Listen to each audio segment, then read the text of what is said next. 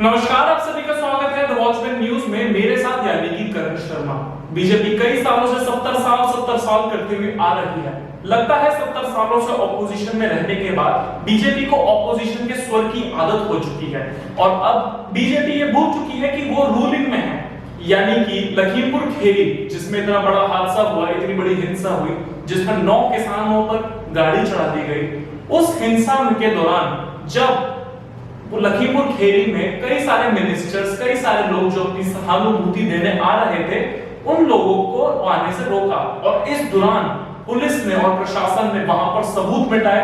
और वहां बीजेपी का असली काम है कि वो संबित पात्रा जैसे लाउड स्पीकर्स अपनी पार्टी में रखें। इन लाउड स्पीकरों का सिर्फ और सिर्फ एक काम है कि ये टीवी पर 5 बजे आकर शोर मचाएं। बीजेपी ने अपनी पार्टी में कई बड़े बड़े लाउड स्पीकर्स रखे हैं, लाउड स्पीकर्स जिनका सिर्फ और सिर्फ एक काम है कि वो इतना तेज शोर मचाए कि वो अपनी नाकामयाबी की गूंज को छुपा पाए। जैसे कि संबित पात्रा जो 5 बजे टीवी पर आते हैं और बोलते हैं कि कांग्रेस ने ये नहीं किया या फिर कांग्रेस के शासन में ये हुआ, वो इस बात को कभी नहीं कहते कि उन्होंने क्या किया, उनके प्रधानमंत्री ने क्या किया। जहां पर 9 किसानों के ऊपर गाड़ी चढ़ा दी गई, वहां के मिनिस्टर से तो होम मिनिस्टर साहब मिल रहे हैं, लेकिन वहां के लोगों के लिए एक सहानुभूति भरा पोस्ट नहीं, एक ट्वीट नहीं।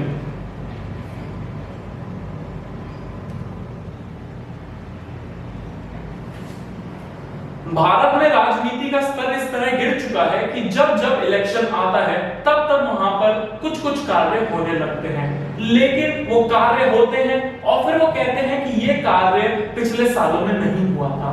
लेकिन जो काम नहीं कर पाए वो लोग इस अपने राज में, वो इसको कभी नहीं बोलेंगे। और इस तरीके की चीजें ही प्राइम मिनिस्टर साहब को इतना फेवरेबल बनाती हैं, क्योंकि लोग सवाल पूछते नहीं और लोगों को ये डिबेट सुनना पसंद है। जब सारे सबूत मिटा दिए गए और पुलिस को यह लगा कि इस वक्त अगर राहुल गांधी को आने से अगर रोका तो वो और मामला बिगड़ सकता है, क्योंकि प्रियंका गांधी को पहले से ही उन्होंने जेल में डाल रखा है।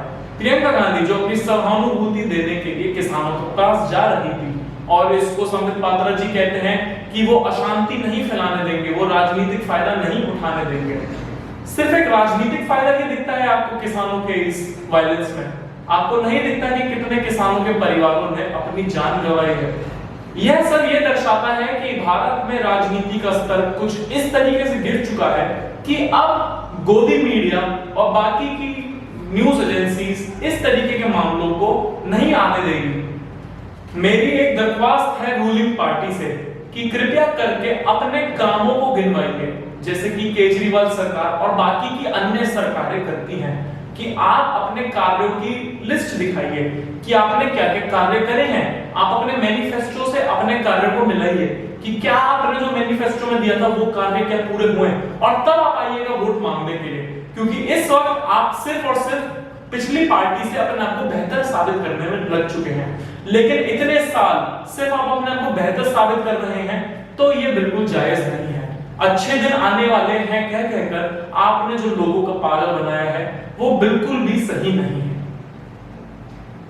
अगर आपको वीडियो अच्छी लगे तो प्लीज इसे लाइक करिए, शेयर करिए और सब्सक्राइब करिए। धन्यवाद।